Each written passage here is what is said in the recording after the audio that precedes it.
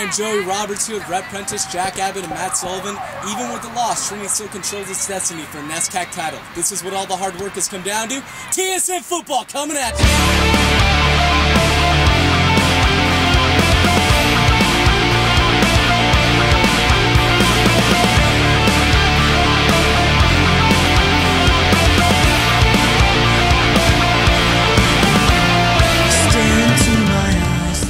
Comes down to week 7. 6-0 Amherst hosting 5-1 Trinity for the NESCAC Championship. Now, we were all hoping to see the battle of the undefeateds this week, but Middlebury had something to say about that.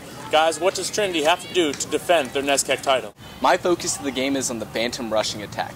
Trinity can't afford to become one-dimensional against an Amherst team that leads the NESCAC with 32 sacks. Now, the Amherst secondary has reaped the benefits from the great pass rush, leading the NESCAC with 14 interceptions. If the Bantams can establish a run early, that will help out Craig Drospowski, Michael Galligan, and Winston Tuggle in the passing game later through the play-action pass. Expect a heavy dose of the Bantam rushing attack this Saturday at Amherst.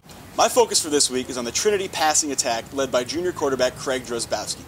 Through 6 games this year, they've already accumulated 1,400 yards through the air, good enough for 3rd in the NESCAC behind Middlebury and Bowdoin. Through these last 2 games, they've compiled over 600 yards through the air. However, they've thrown 7 interceptions as well. These interceptions stall offensive drives and kill momentum, and are some of the reasons that Trinity has allowed 31 points in each of those last 2 games. With the loss last week, though, I expect Drospowski to come back sharper than ever, and his receivers to work harder at catching those tough balls in traffic. They have all the talent in the world to win this NESCAC crown, and if the Bantam passing attack can keep the Amherst defense in check, I expect another W in the Trinity win column. My focus this week is the Trinity defense. Now, while the Bantams' D is usually the strong point of this team, they've struggled in recent weeks keeping opponents off the board, allowing more than 30 points in each of their last 2 contests. Now, given Trinity's recent offensive struggles last week at Middlebury, and the fact that they play an Amherst defense that only allows 8.3 points a game, it goes without saying that the defense is going to have to be nearly perfect on Saturday.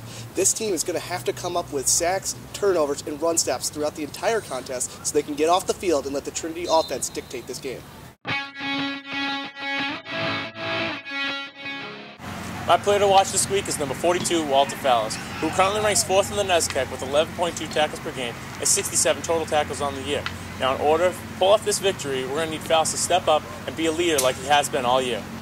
My player to watch for is Ollie Starnes. Ollie had 116 yards and 3 touchdowns in last year's game against Amherst. He's going up against a stout Amherst defense this year that has allowed a Division III best 32 yards a game on the ground.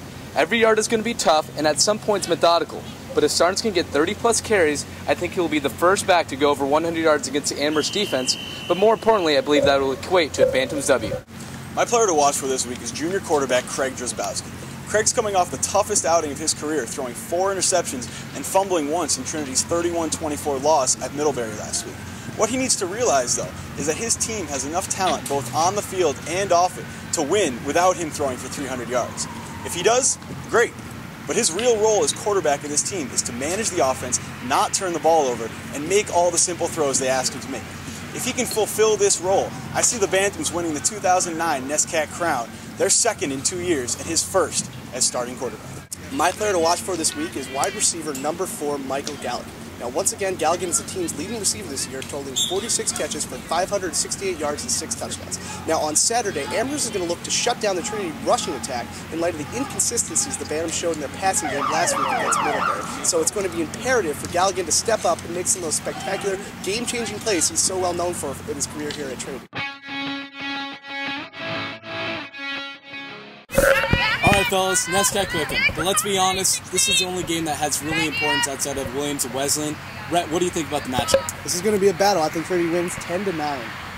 Trinity bounces back from last week's loss, 27-21. Like Rhett said, I think it's going to be a defensive battle. Trinity pulls it off, though, 21-17. It's going to be all about the defenses up in Amherst. I'll go Trinity 20, Amherst 13. You've got it all bumming over my head, but I don't. We at TSN urge everyone to come out to the game this Saturday. 12:30, it promises to be an epic matchup. If you can't make it to the matchup, tune in to WRTC 89.3 with Jack Abbott. Now we're going to leave you with some bulletin board material. Hope to see you there.